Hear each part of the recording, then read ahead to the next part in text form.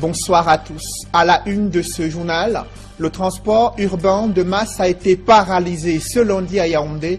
Aucun bus n'a circulé dans la cité capitale. Des employés de l'entreprise de transport et équipement collectif sont descendus dans la rue pour dénoncer des mauvaises conditions de travail et revendiquer 4 mois d'arrêt de salaire. Après le blocus, c'est le boycott des séances de questions orales à l'Assemblée nationale. Des députés SDF ont brillé par leur absence au moment où le ministre de la Défense est venu dérouler la stratégie du haut commandement militaire pour lutter contre les assaillants extrémistes dans les régions anglophones. Ce renforcement des mesures sécuritaires a provoqué une polémique avec un communiqué attribué à une autorité administrative. On en parle dans ce journal. Le divorce est désormais prononcé entre Hugo Bross et la FECAFOOT. Le Belge n'est plus le sélectionneur-entraîneur des Lions Indomptables. Son contrat vient d'être résilié 11 mois après avoir remporté la CAN Gabon 2017. Parmi les 7 péchés de Hugo Bross, la FECAFOOT lui reproche son incapacité à qualifier le Cameroun pour la Coupe du Monde 2018, mais surtout d'avoir été incapable d'améliorer le climat social au sein de la tanière des Lions Indomptables. On en parle dans la page sport de ce journal.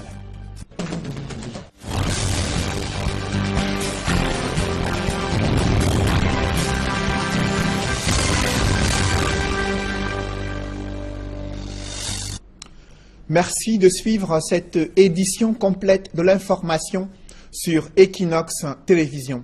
D'abord, cette famille inconsolable depuis la disparition de leur petite fille au sortir d'une école maternelle située dans une banlieue de la ville de Douala. Abigail, 3 ans, n'est pas rentrée chez elle depuis près de 6 jours et l'école est incapable d'indiquer l'identité de la personne qui est venue la chercher au sortir de l'école. Un avis de recherche a été lancé. Il est resté infructueux depuis près d'une semaine. La famille est inconsolable et a manifesté ce matin devant l'école maternelle.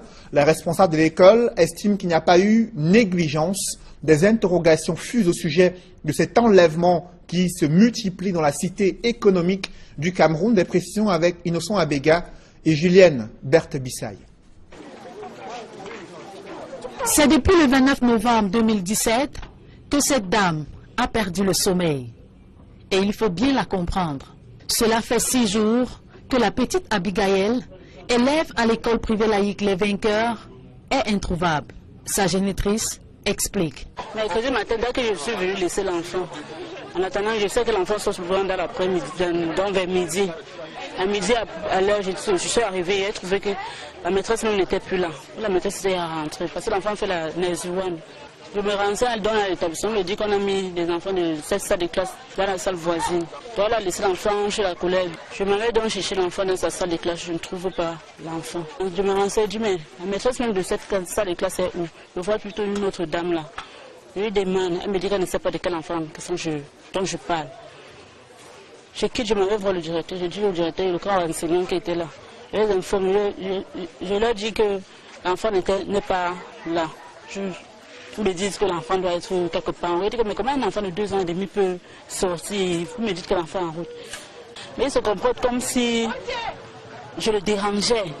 Le responsable de l'école mis en cause est plutôt dans une autre version des faits. La maîtresse l'a laissé en charge de son aîné de classe fort. D'aucuns parlent de négligence. Mais est-ce qu'on peut parler de négligence en fait pour un enfant qui, de temps en temps, rentre avec son aîné de classe fort? Moi, je pense que c'est assez suspect et surprenant. Plus qu'une simple disparition, le récit du directeur ne fait plus planer aucun doute qu'il s'agit d'un enlèvement. Le lendemain, de vendredi, très tôt le matin, je reçois un coup de fil mystérieux, un monsieur qui me dit qu'il détient l'enfant, un anglophone. Il me dit qu'il détient l'enfant et qu'il est chauffeur de taxi. Il me dit, vous allez me reverser une somme 10 000 francs dans son compte mobile money. Innocemment, nous avons envoyé les 10 000 francs. Quoi qu'il en soit, et comme on peut bien le constater, il s'agit d'une affaire de négligence de la part des enseignants. Dans le reste de l'actualité, je vous le disais en titre, aucun bus n'a circulé dans la cité capitale. Le transport urbain de masse a été paralysé ce lundi à Yaoundé et pour cause, des employés de la société de transport et équipement collectif ont décidé de ne pas conduire ces bus. Ils sont sortis dans les rues pour dénoncer des mauvaises conditions de travail. Ils cumulent près de 4 mois d'arrêt de salaire, un an seulement après la mise en exploitation de cette entreprise, et le climat social n'est pas prêt de s'améliorer de sitôt. Des précisions avec Emmanuel Diop et Marcelin Gansap. Nous sommes là, on ne peut pas payer la maison, on ne peut pas manger et on est en train de nous mettre dehors parce qu'on ne peut pas payer le loyer. Regardez mes habits, je ne peux pas laver. Un lundi matin, je suis au travail. C'est inadmissible. La mine grave. Les employés de la société de transport et équipement collectif de Yaoundé crient leur colère. Depuis 4 mois, ils sont sans salaire. Il y a de l'argent qui entre. Nous avons des entrées. Mais on évoque des problèmes qui n'ont pas de sens. Les véhicules sont assurés. Mais quand vous faites un accident, on vous impute l'accident. Un véhicule vous percute, on vous impute la percussion. Et ce sont des familles qui en souffrent. 4 mois de salaire, ça veut dire quoi? Au milieu des grévistes, des employés qui ont été licenciés sans raison et qui sont également venus revendiquer le paiement de leur salaire. Parce que moi, je travaillais auparavant ici. Un matin, on arrive, on dit qu'on a affiché, on ne peut plus entrer à la base. Sans nos salaires, je suis venu chercher mon salaire aujourd'hui. Quand je suis venu ici pour faire, on me dit que mon salaire c'est 30 000. Quand j'ai revendiqué que non, ce n'est pas ça, on me dit que c'est 63 000. Je dis qu'on me donne alors les 63 000, on me dit que revient le 30. Le 30, on dit le 1er, aujourd'hui on dit le 8. C'est 4 mois déjà. Les grévistes sont d'autant plus courroucés que leur employeur n'aurait respecté aucun des engagements pris lors du lancement des activités de la STECI dans la capitale. Avec les petits collègues qu'on a même demandé quand on a commencé au début, ils ont dit qu'ils n'ont pas confiance en nous pour nous donner l'argent là. On vient au travail chaque jour ici, chaque matin on sort à 4 heures de la maison pour payer le taxi pour venir ici. On a agressé nos frères ici, ils sont venus ici avec le machette coupé. Et l'autre a fait même accident ici devant nous, ici, quand il voulait entrer la moto, il a cassé le pied. Il est à l'hôpital aujourd'hui depuis 6 mois, on a abandonné à l'hôpital. C'est nous qui fait la cotisation. Est-ce que c'est normal? Nos tentatives pour rencontrer les responsables de la société se sont heurtées à une résistance farouche de la part des responsables de la sécurité. Malgré l'intervention des grévistes, dont le mouvement d'humeur est pacifique, l'accès au siège de la STECI nous est interdit. Les gardiens nous laissent entendre que les responsables sont en quête de solutions pour que les salaires soient payés vendredi prochain, ce que les grévistes n'entendent pas de cette oreille. Lorsque nous quittions les lieux, le portail était toujours fermé et aucun bus n'avait bougé, comme c'est habituellement le cas dès 5 heures du matin. Né des cendres de la défunte société de bus, la nouvelle société n'aura finalement vécu que quelques mois avant de connaître ses premiers soubresauts. Des employés réclament des arrêts de salaire et de meilleures conditions de travail.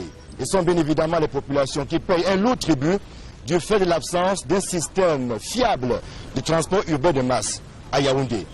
Ici Emmanuel Diop, Marcelin Gansop, Equinox Télévision.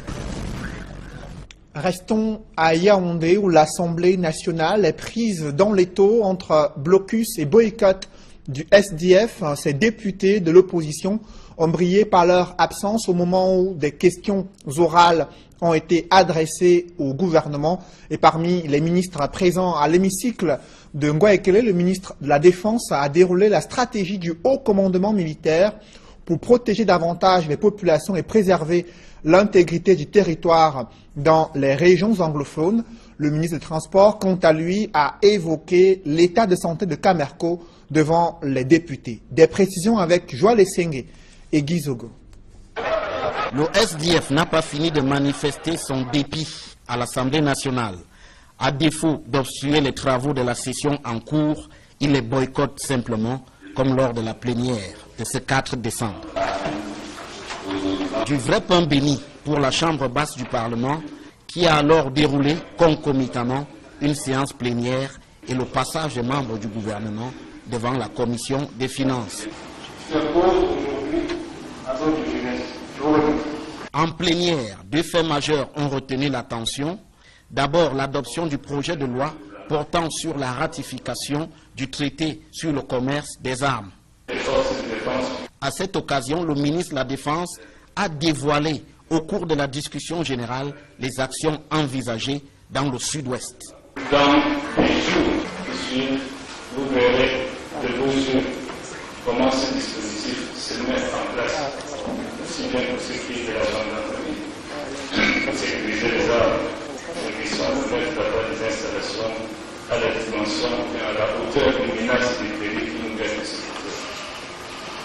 Et ceci va concerner donc la gendarmerie, mais également les autres composantes de forces de défense et de sécurité.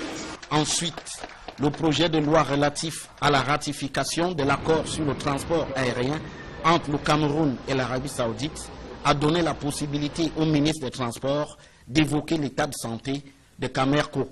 La Camerco se porte bien, le redressement est en cours, sauf que la priorité a été donnée aux dessertes domestiques et régionales. C'est donc après que la Camerco va envisager de se redéployer vers les dessertes intercontinentales. Désormais, c'est donc au pas de course que les travaux de la session de novembre se déroulent avec le passage des ministres devant la commission des finances. Mais le SDF, lui, n'a pas dit son dernier mot et pourrait réserver encore bien des surprises. C'est une polémique qui peine à s'estomper au sujet d'un communiqué attribué au préfet de la Magno dans la région du sud-ouest, dans lequel somment les populations de déserter leur propre maison pour permettre une contre-offensive des forces de sécurité dans le chaudron de la crise anglophone. Les contrevenants à ces mesures pourraient être considérés comme des sécessionnistes.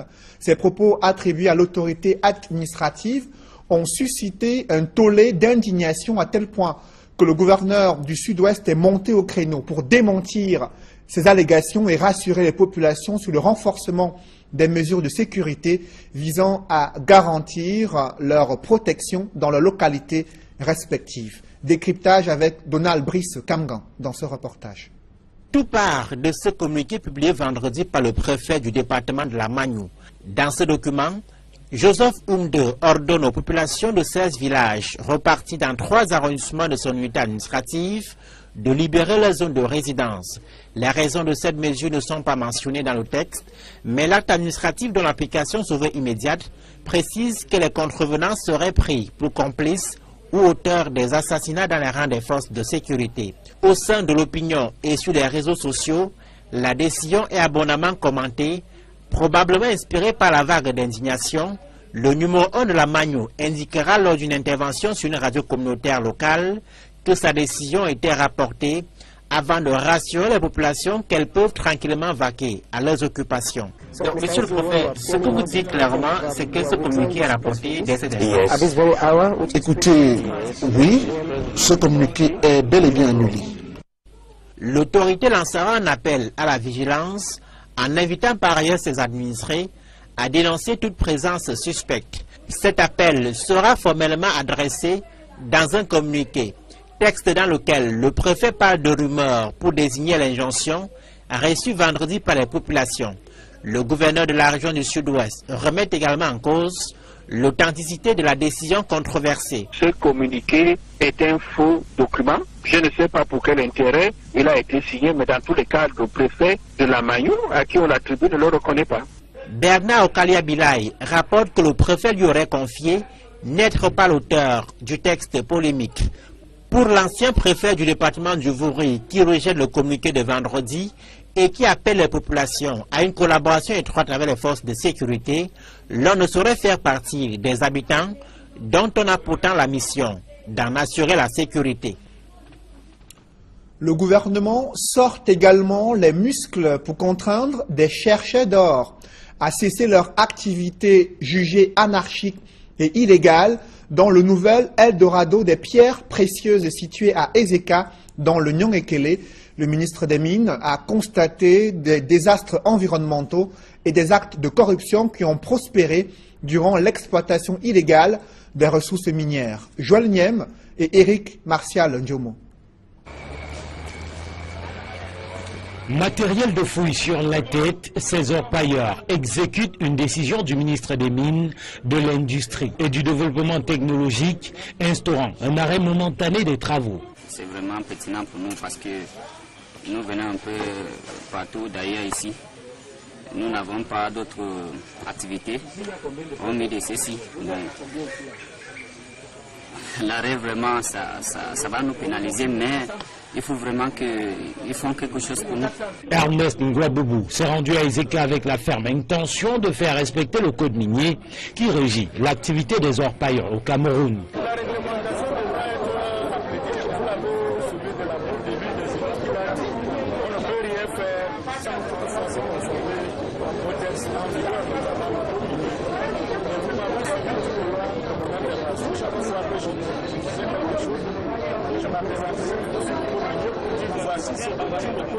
Les 3 sites visités sur les 7 que compte la ville d'Ezeka ont donné à voir un spectacle désolant du fait de l'anarchie qui caractérisait jusque-là les fouilles.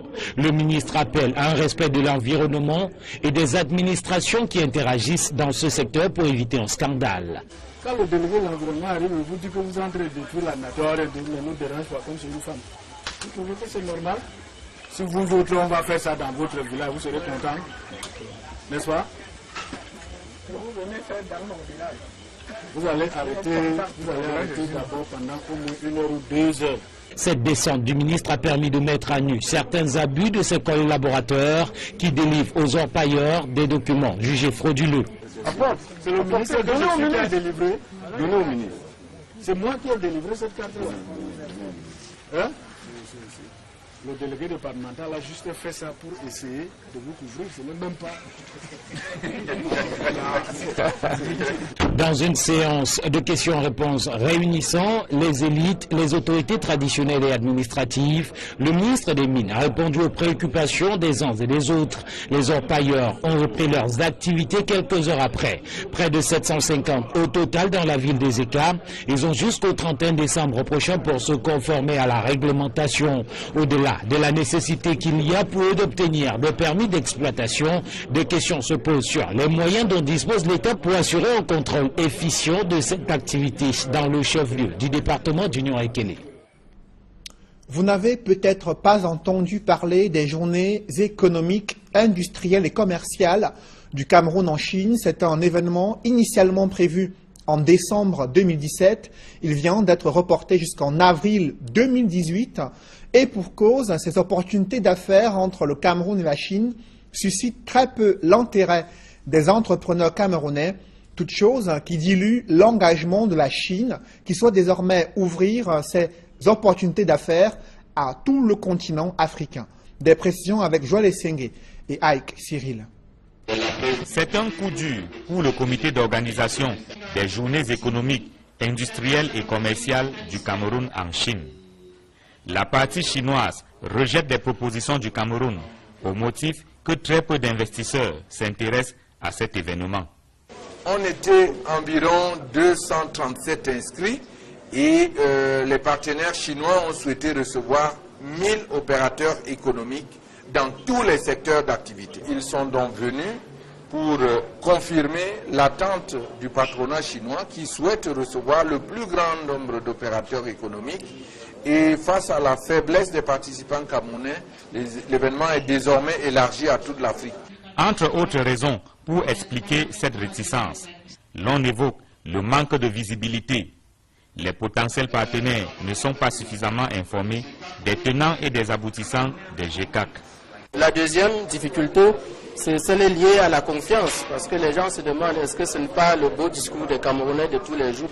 Il était difficile pour nous d'avoir les 100 entreprises à l'ouest. Première conséquence du rejet de la partie chinoise, le report de la date de l'événement.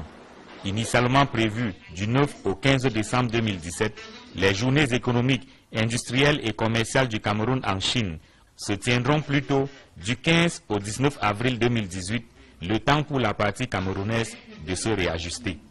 Avec l'apport de la Chine, nombre de pays se sont développés. On peut citer l'Éthiopie, le Kenya, l'Angola, la Guinée équatoriale et le Nigeria tout à côté de nous. Ce n'est pas parce qu'ils sont plus intelligents que les Camerounais. Si nous continuons à raisonner comme ça, on ne fera jamais rien et nous allons rester dans notre petitesse sans pouvoir industrialiser notre pays.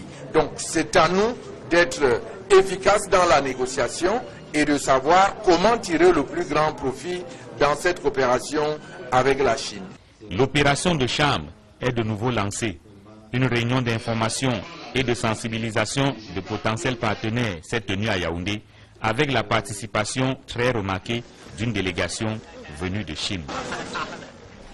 Toujours dans ce chapitre économie, après avoir pris l'engagement au sommet Union africaine-Union européenne d'accroître les investissements pour créer plus d'emplois décents pour la jeunesse africaine, le président de la République du Cameroun participant à ce sommet est déjà sous pression. Des jeunes exigent que Paul Biya change de paradigme pour mettre sur pied des politiques publiques destinées à la promotion de la jeunesse camerounaise dans la vie socio-économique du pays. Mitterrandam, François Dikoumé et Kate Diarra.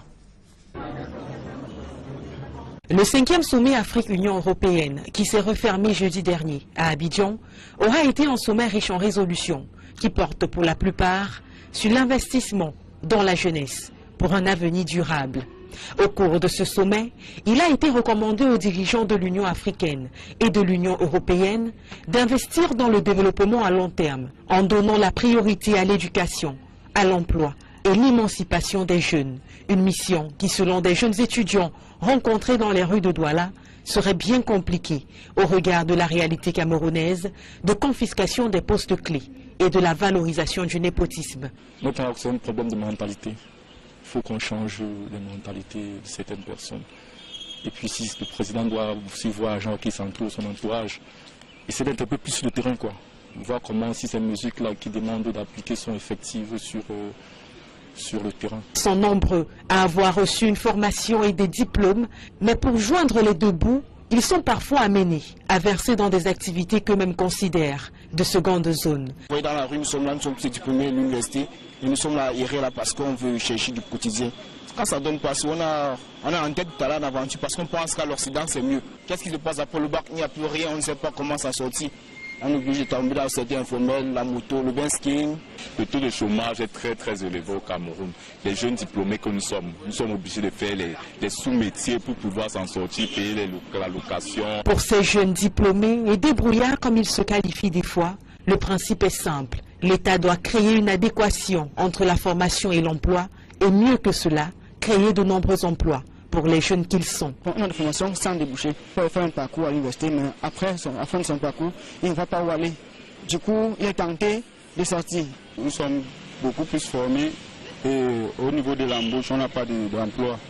Donc l'État devait se concentrer sur la création d'emplois. Ce que les dirigeants africains devraient faire, c'est quoi? C'est faciliter l'accès à l'emploi pour les jeunes, créer par exemple plus d'entreprises, promouvoir l'esprit entrepreneurial des jeunes à travers le financement de leurs projets. Ce sont donc des jeunes déterminés à réussir de l'intérieur que nous avons rencontrés. Des jeunes pour qui l'auto-emploi lui-même est parsemé de difficultés. Quand on demande aux gens de créer des emplois, ce n'est pas facile. Parce que déjà l'impôt libératoire, des gens ne peuvent pas les laisser et gérer le personnel. Ils attendent de tous désormais la mise en application des résolutions d'Abidjan.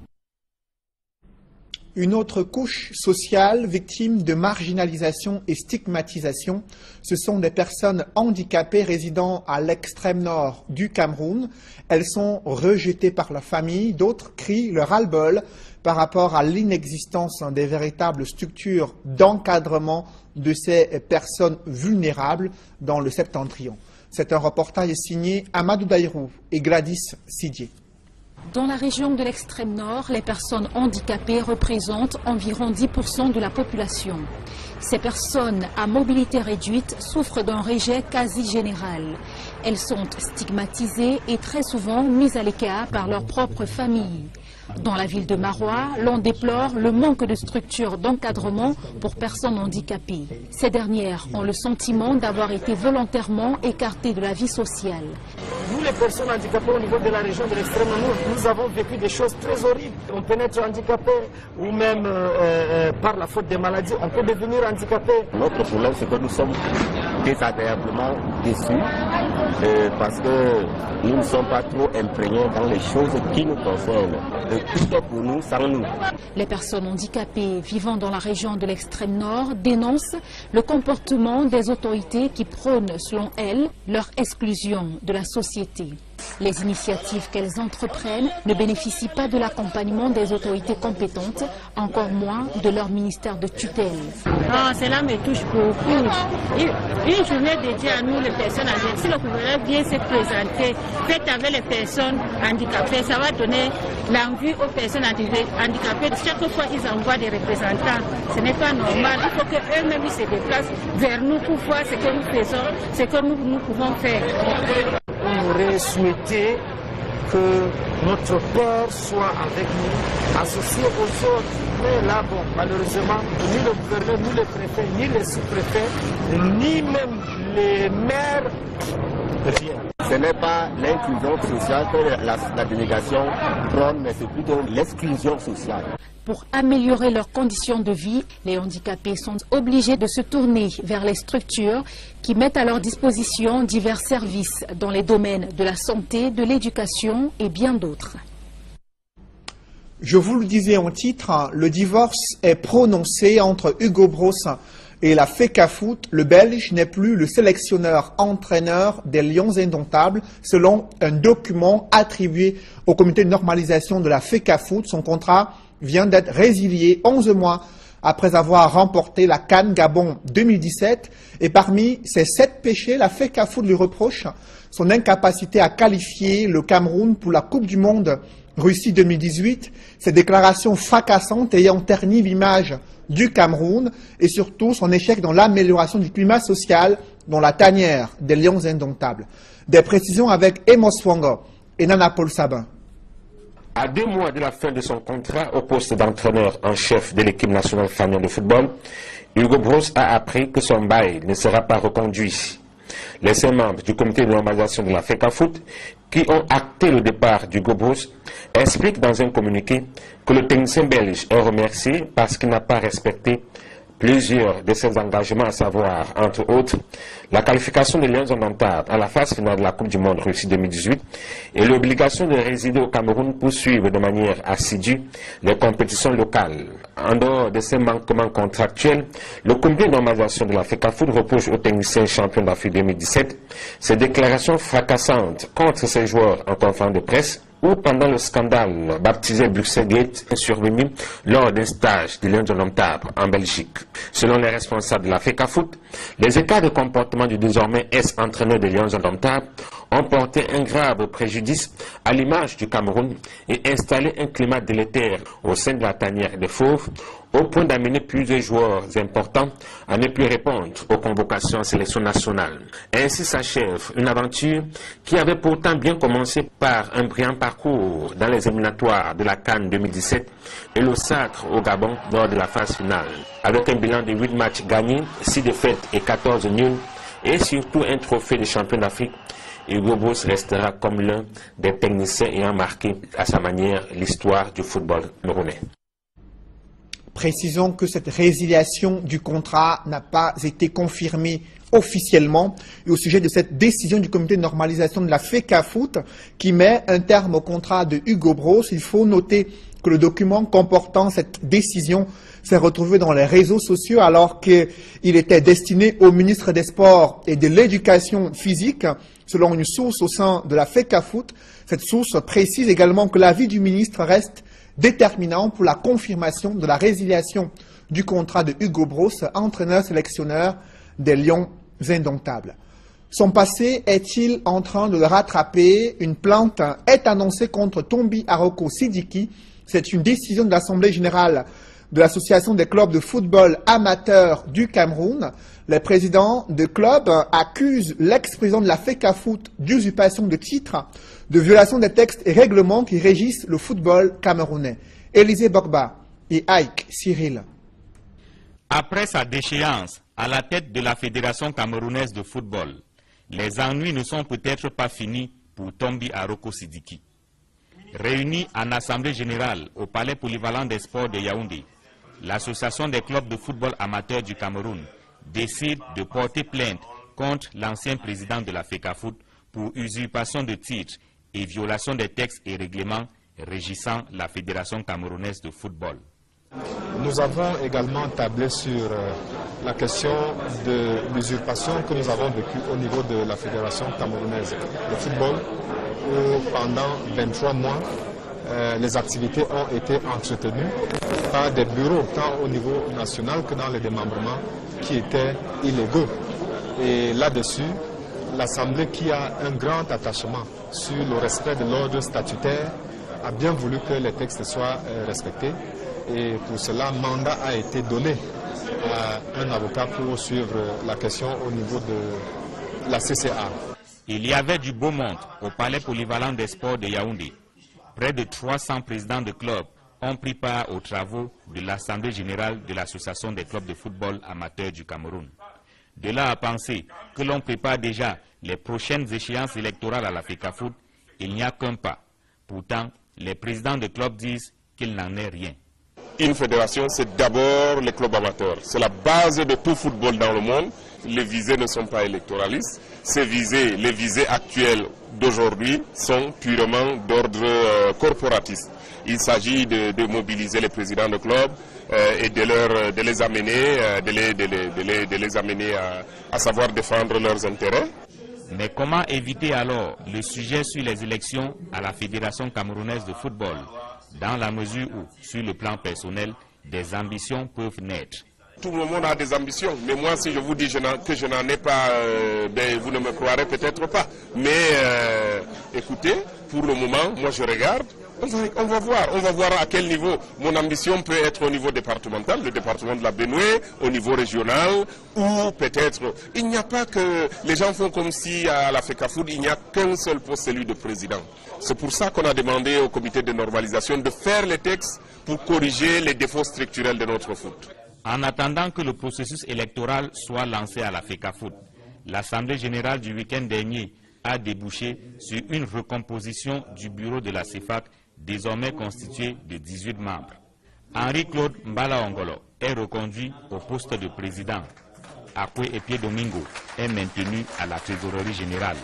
Mais l'on note les entrées de Céline Eko comme conseillère, Oufin Seke à la cellule de communication et autres François Ndevim Bengue comme l'un des vice-présidents. Et vous le savez, le Cameroun, éliminé de la Coupe du Monde Russie, de la participation à cette Coupe du Monde Russie 2018, soutiendra les 5 équipes africaines de football engagées dans cette compétition internationale. Et à l'issue du tirage au sort, le Nigeria apparaît comme l'équipe la mieux placée dans sa poule pour espérer se qualifier pour le second tour de cette compétition prévue en Russie en 2018. Éclairage avec Emos Fanga et Hervé Kemnier. Parmi les ambassadeurs de l'Afrique au Mondial Russie 2018, seul le Sénégal est tombé dans une poule relativement à sa portée. La poule H, composée de la Pologne, de la Colombie et du Japon, les Lions de la Teranga du Sénégal, sauf erreur de parcours, ont des arguments à faire valoir dans ce groupe H. À vue d'œil, on a tendance à dire que c'est le groupe le plus facile, mais vous savez, en matière de football, il n'y a rien qui est facile. Il s'agit d'une Coupe du Monde, 32 meilleures équipes au monde, donc tous les matchs seront disputés, tous les matchs seront difficiles. Je crois que pour le Sénégal, ça faisait 15 ou 16 ans qu'on n'était pas revenu à cette Coupe du Monde. Donc cette génération l'a fait. C'est important pour eux de continuer à progresser, c'est important pour eux de continuer à gravir des paliers. Ils l'ont fait à la CAN, ça faisait 11 ans que le Sénégal n'était pas sorti des poules. Et aujourd'hui, 15 ans après, ils reviennent à la Coupe du Monde. Donc je pense que c'est un groupe qui va être très difficile. Voilà, donc le Pologne, on connaît. La Colombie, ils ont l'habitude de ces grandes compétitions. Chaque Coupe du Monde, ils sont présents. Le Japon, il y a un travail quand même qui se fait. Donc nous essaierons en tout cas de venir ici avec nos armes, défendre les couleurs de notre pays. Le Maroc, logé dans la poule B, peut survoler le match contre l'Iran, mais aura du pain sur la planche face à 2 mastodontes du football mondial. Les champions d'Europe en titre, la Seleção du Portugal de Cristiano Ronaldo, et les champions du monde 2010, la Roja d'Espagne. On a hérité d'un groupe très difficile, avec le champion d'Europe en titre, le Portugal, l'Espagne, qui je pense était dans ce pot numéro 2 l'équipe à éviter, mais avec tout le respect qu'on a pour les autres équipes qui étaient dans ce pot, et puis l'Iran. Donc Après 20 ans d'absence, le Maroc retrouve un groupe difficile. Maintenant, on sait qu'une Coupe du Monde, c'est le très haut niveau, donc il faudra être prêt même contre des équipes très fortes. Le Nigeria, logé dans la poule D, peut surfer sur son expérience de la haute compétition pour faire taire l'ego de l'Argentine et de la Croatie et mieux négocier un passage pour le second tour en surclassant l'Islande. 8e de finaliste en 2014 au Brésil, le Nigeria, vu la qualité de son effectif, peut faire mieux qu'une place en 8e de finale. Le Nigeria est le meilleur espoir d'une place au second tour pour le continent africain. Quant à la Tunisie, qui a hérité de la poule G, le retour au mondial ne sera pas aisé face à l'Angleterre, la Belgique et Panama. Enfin, les pharaons d'Égypte, logés dans la poule A, en compagnie du pays organisateur, la Russie, de l'Arabie Saoudite et de l'Uruguay, peut se remettre au génie de Mohamed Salah pour franchir le premier tour du mondial Russie 2018. Ces dernières nouvelles dans la tanière des Lions indomptables concernant le sort réservé au sélectionneur-entraîneur Hugo Broos et bien d'autres seront décryptées juste après ce journal dans le cadre de l'émission 100% foot présentée par Étienne Pascal Azégué. Mesdames, Messieurs, c'est la fin de ce journal. Merci de l'avoir suivi. Je vous souhaite une bonne soirée sur Equinox Télévision.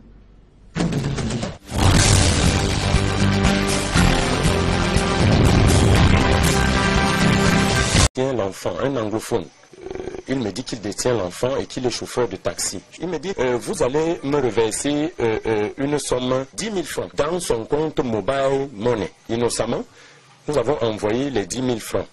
Quoi qu'il en soit, et comme on peut bien le constater, il s'agit d'une affaire de négligence de la part des enseignants. Dans le reste de l'actualité, je vous le disais en titre, aucun bus n'a circulé dans la cité capitale.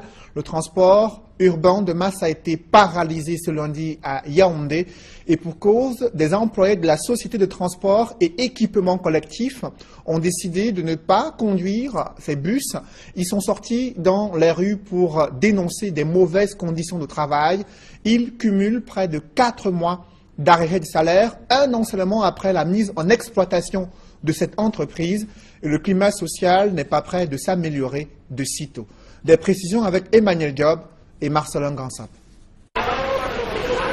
Nous sommes là, on ne peut pas payer la maison, on ne peut pas manger et on est en train de nous mettre dehors parce qu'on ne peut pas payer le loyer. Regardez mes habits, je ne peux pas laver. Un lundi matin, je suis au travail. C'est inadmissible. La mine grave. Les employés de la société de transport et équipement collectif de Yaoundé crient leur colère. Depuis 4 mois, ils sont sans salaire. Il y a de l'argent qui entre. Nous avons des entrées. Mais on évoque des problèmes qui n'ont pas de sens. Les véhicules sont assurés. Mais quand vous faites un accident, on vous impute l'accident. Un véhicule vous percute, on vous impute la percussion. Et ce sont des familles qui en souffrent. 4 mois de salaire, ça veut dire quoi?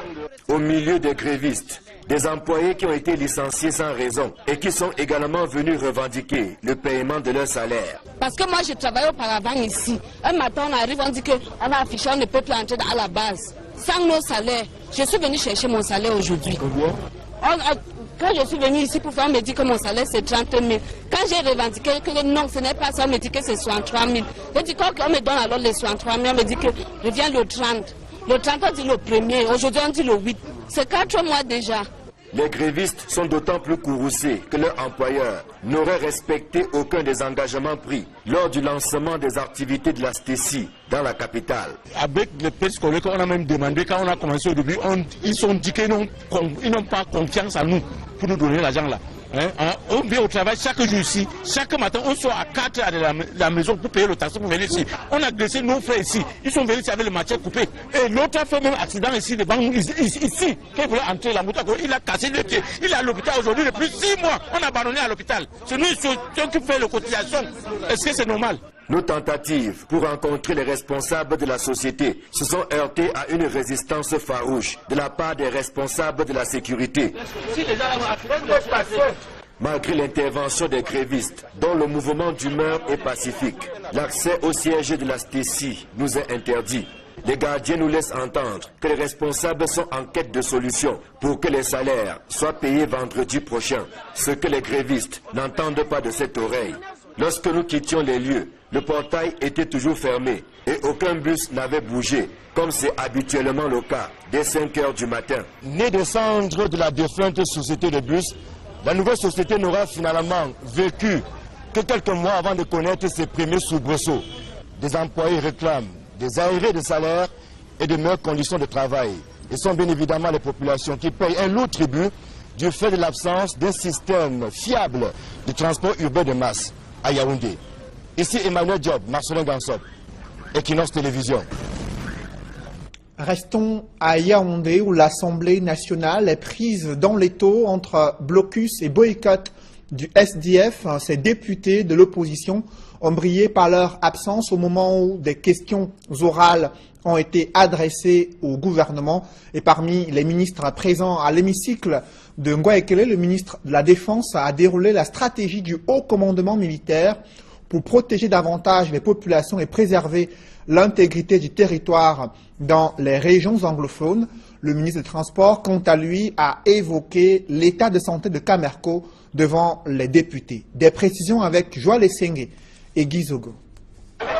Le SDF n'a pas fini de manifester son dépit à l'Assemblée nationale. À défaut d'obstruer les travaux de la session en cours, il les boycotte simplement, comme lors de la plénière de ce 4 décembre. Du vrai pain béni pour la Chambre basse du Parlement, qui a alors déroulé concomitamment une séance plénière et le passage des membres du gouvernement devant la Commission des finances.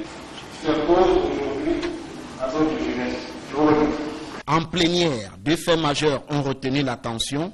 D'abord, l'adoption du projet de loi portant sur la ratification du traité sur le commerce des armes. À cette occasion, le ministre de la Défense a dévoilé au cours de la discussion générale les actions envisagées dans le sud-ouest. Dans les jours qui suivent, vous verrez de vos yeux comment ce dispositif se met en place, aussi bien pour ce qui est de la gendarmerie, pour sécuriser les armes, et qui sont de mettre d'abord des installations à la dimension et à la hauteur des menaces des pays qui nous viennent de sécurité. Et ceci va concerner donc la gendarmerie, mais également les autres composantes de forces de défense et de sécurité. Ensuite, le projet de loi relatif à la ratification de l'accord sur le transport aérien entre le Cameroun et l'Arabie Saoudite a donné la possibilité au ministre des Transports d'évoquer l'état de santé de Camerco. La Camerco se porte bien, le redressement est en cours, sauf que la priorité a été donnée aux dessertes domestiques et régionales. C'est donc après que la Camerco va envisager de se redéployer vers les dessertes intercontinentales. Désormais, c'est donc au pas de course que les travaux de la session de novembre se déroulent avec le passage des ministres devant la commission des finances. Mais le SDF, lui, n'a pas dit son dernier mot et pourrait réserver encore bien des surprises. C'est une polémique qui peine à s'estomper au sujet d'un communiqué attribué au préfet de la Magnou dans la région du sud-ouest, dans lequel somment les populations de déserter leurs propres maisons pour permettre une contre-offensive des forces de sécurité dans le chaudron de la crise anglophone. Les contrevenants à ces mesures pourraient être considérés comme des sécessionnistes. Ces propos attribués à l'autorité administrative ont suscité un tollé d'indignation à tel point que le gouverneur du Sud-Ouest est monté au créneau pour démentir ces allégations et rassurer les populations sur le renforcement des mesures de sécurité visant à garantir leur protection dans leurs localités respectives. Décryptage avec Donald Brice Kamgan dans ce reportage. Tout part de ce communiqué publié vendredi par le préfet du département de la Magnou. Dans ce document, Joseph Oumde ordonne aux populations de 16 villages repartis dans 3 arrondissements de son unité administrative de libérer leur zone de résidence. Les raisons de cette mesure ne sont pas mentionnées dans le texte, mais l'acte administratif dont l'application se veut immédiate précise que les contrevenants seraient pris pour complices ou auteurs des assassinats dans les rangs des forces de sécurité. Au sein de l'opinion et sur les réseaux sociaux, la décision est abondamment commentée, probablement inspirée par la vague d'indignation. Le numéro 1 de la Magnou indiquera lors d'une intervention sur une radio communautaire locale que sa décision était rapportée avant de rassurer les populations qu'elles peuvent tranquillement vaquer à leurs occupations. Donc, monsieur le préfet, ce que vous dites clairement, c'est que ce communiqué est rapporté dès cette année. Écoutez, oui, ce communiqué est bel et bien annulé. L'autorité lancera un appel à la vigilance en invitant par ailleurs ses administrés à dénoncer toute présence suspecte. Cet appel sera formellement adressé dans un communiqué, texte dans lequel le préfet parle de rumeurs pour désigner l'injonction reçue vendredi par les populations. Le gouverneur de la région du Sud-Ouest remet également en cause l'authenticité de la décision controversée. Ce communiqué est un faux document. Je ne sais pas pour quel intérêt il a été signé, mais dans tous les cas, le préfet de la Magnou, à qui on l'attribue, ne le reconnaît pas.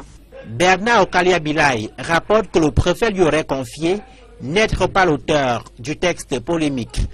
Pour l'ancien préfet du département du Vouri qui rejette le communiqué de vendredi et qui appelle les populations à une collaboration étroite avec les forces de sécurité, l'on ne saurait faire partie des habitants dont on a pourtant la mission d'en assurer la sécurité. Le gouvernement sort également les muscles pour contraindre des chercheurs d'or à cesser leur activité jugée anarchique et illégale dans le nouvel Eldorado des pierres précieuses situé à Ezeka, dans le Nyong-Ekele. Le ministre des Mines a constaté des désastres environnementaux et des actes de corruption qui ont prospéré durant l'exploitation illégale des ressources minières. Joël Niem et Eric Martial Ndiomo. Matériel de fouille sur la tête, ces orpailleurs exécutent une décision du ministre des Mines, de l'Industrie et du Développement technologique, instaurant un arrêt momentané des travaux. C'est vraiment pertinent pour nous parce que nous venons un peu partout d'ailleurs ici. Nous n'avons pas d'autres activités, hormis de ceci. L'arrêt vraiment, ça va nous pénaliser, mais il faut vraiment qu'ils font quelque chose pour nous. Ernest Ngouaboubou s'est rendu à Ezeka avec la ferme intention de faire respecter le code minier qui régit l'activité des orpailleurs au Cameroun.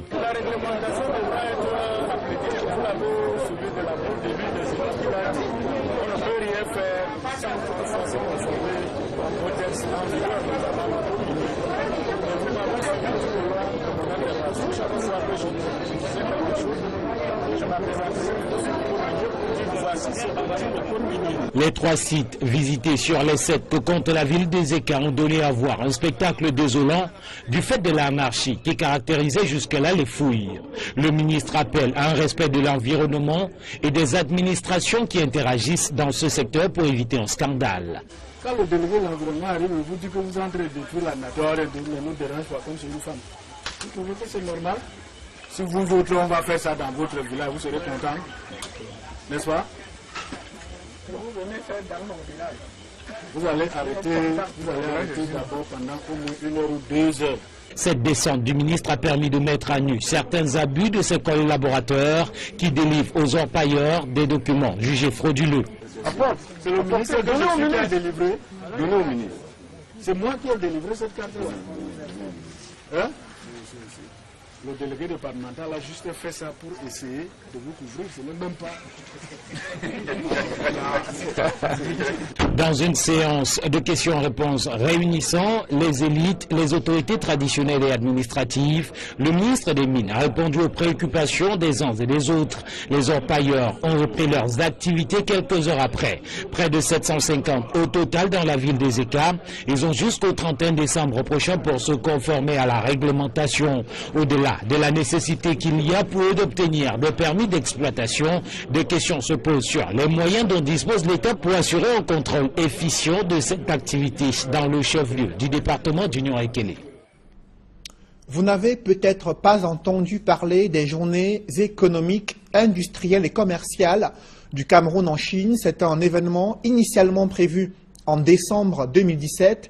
Il vient d'être reporté jusqu'en avril 2018.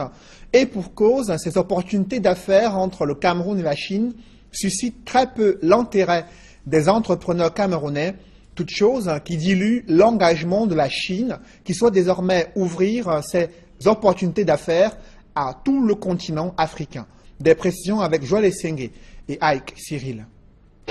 C'est un coup dur pour le comité d'organisation des journées économiques, industrielles et commerciales du Cameroun en Chine. La partie chinoise rejette des propositions du Cameroun au motif que très peu d'investisseurs s'intéressent à cet événement. On était environ 237 inscrits et les partenaires chinois ont souhaité recevoir 1000 opérateurs économiques dans tous les secteurs d'activité. Ils sont donc venus pour confirmer l'attente du patronat chinois qui souhaite recevoir le plus grand nombre d'opérateurs économiques. Et face à la faiblesse des participants camerounais, l'événement est désormais élargi à toute l'Afrique. Entre autres raisons pour expliquer cette réticence, l'on évoque le manque de visibilité. Les potentiels partenaires ne sont pas suffisamment informés des tenants et des aboutissants des GCAC.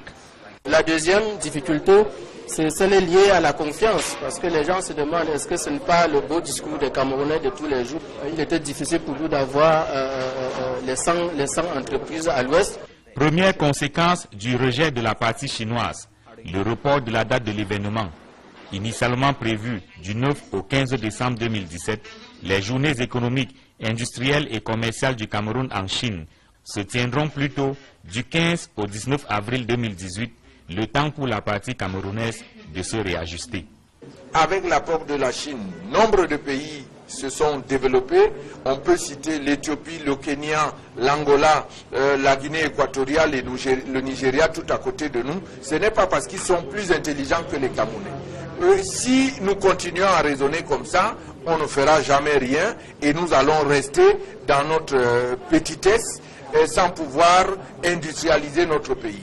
Donc c'est à nous d'être efficaces dans la négociation et de savoir comment tirer le plus grand profit dans cette coopération avec la Chine.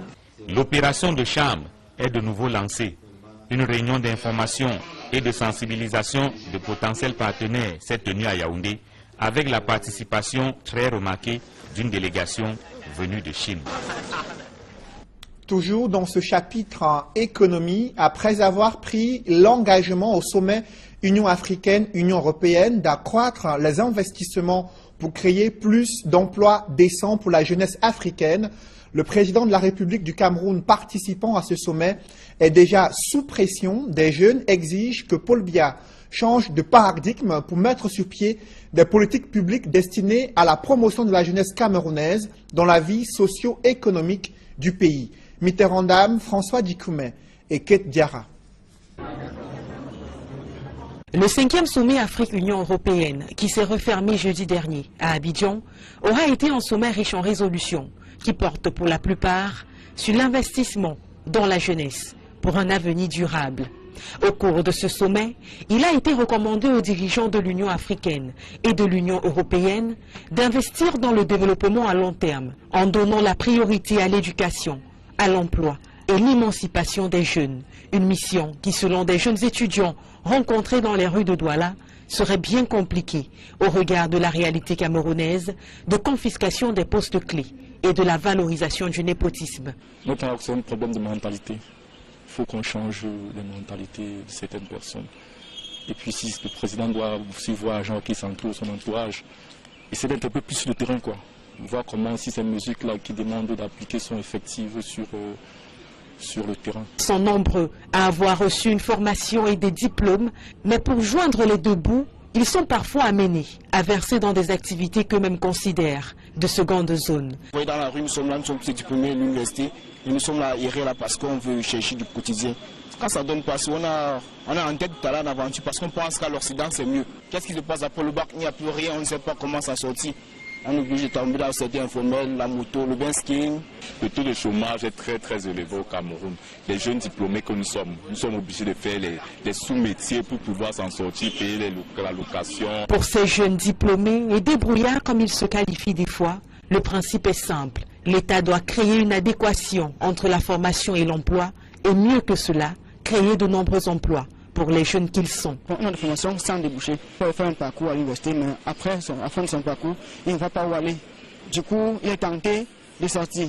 Nous sommes beaucoup plus formés et au niveau de l'embauche, on n'a pas d'emploi. Donc l'État devait se concentrer sur la création d'emplois. Ce que les dirigeants africains devraient faire, c'est quoi? C'est faciliter l'accès à l'emploi pour les jeunes, créer par exemple plus d'entreprises, promouvoir.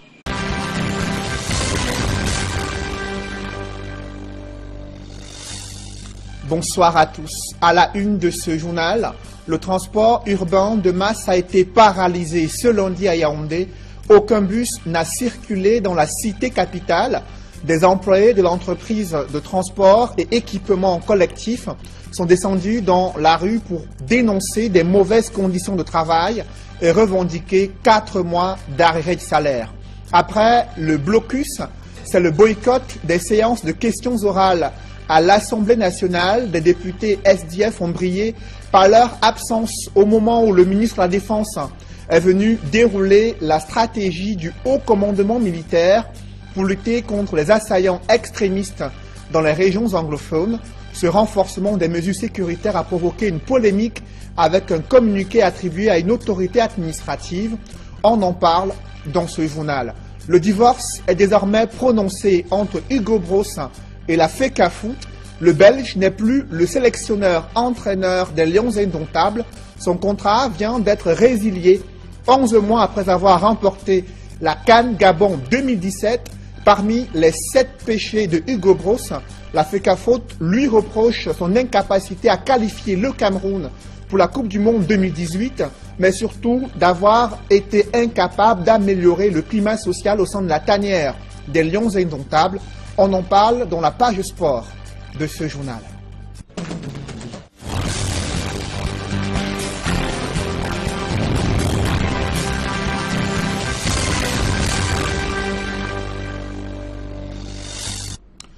Merci de suivre cette édition complète de l'information sur Equinox Télévision.